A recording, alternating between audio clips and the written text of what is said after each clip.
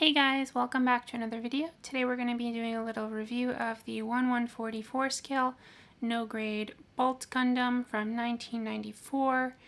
Just like the Dragon Gundam, you've got this beautiful box art here with this awesome action shot of the Bolt Gundam fighting the Gundam Rose. Again, you've got a painted up to scale version of the kit with the pilot and some little action shots of the kit down there.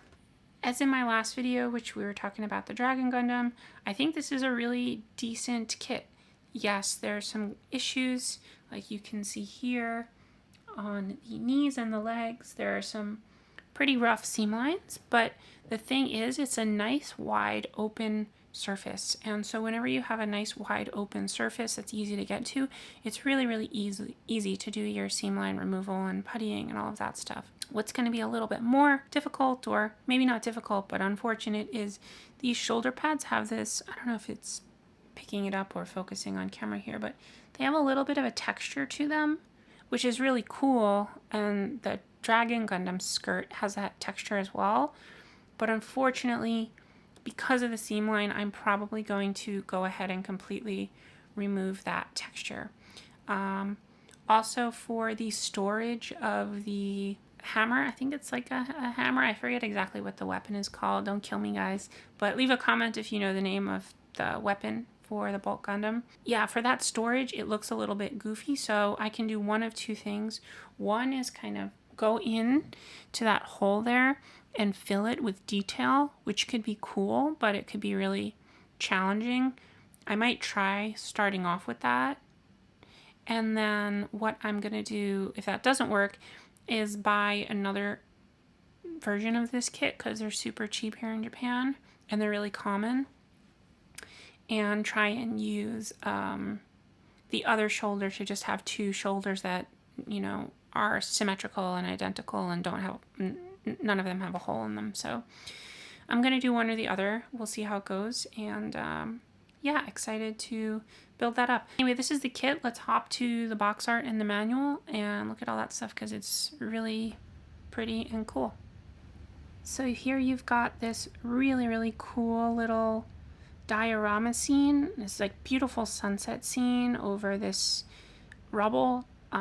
Really love this pose, and I was kind of trying to go for something like that with the pose that I had the kit in. I think this paint job is maybe not quite as good as the Dragon Gundams, but it's still quite nice. It's really inspiring for me. So I'm going to kind of use this as a jumping off point for the diorama that I'm going to build. I'm going to do something similar, but I'm going to put it on hopefully a circular stand or pedestal and get like a little vignette of some of that rubble and the Bolt Gundam kind of just standing there in this cool pose. So you've got that, and you've got some info on the suit and the pilot. And then you've got, I'll just open here, you've got this cool artwork showing the stats of the Bolt Gundam, as well as some additional info.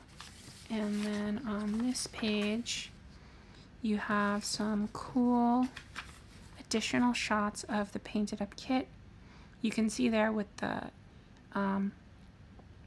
ball or the hammer, sorry guys, I don't know the name, in the shoulder. It looks okay that way. I do think when I put it in there, I thought it looked a little bit dorky to me, so I don't know. In my version, I'll be doing a little twist on it where it's not going to be quite like that.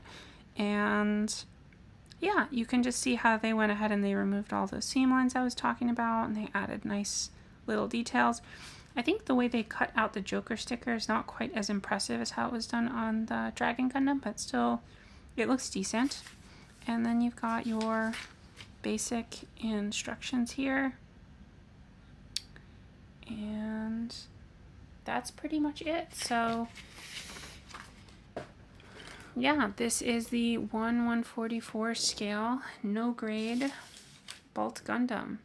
Here, let me show you guys what I'm kind of going for. You can see it's kind of a similar kind of pose going on, although they've got kind of, they're down at this low angle, and they have the advantage of, I mean, this is something that is a technique you can use to kind of add posability where there is none is if you do have a kit like this that it doesn't really pose well, what you can do is use your environment to make the pose more interesting.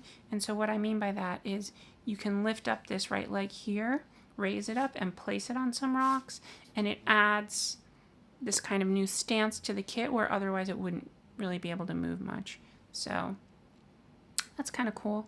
Anyway, I'll leave it there because I'm starting to ramble now. But thank you guys so much for watching.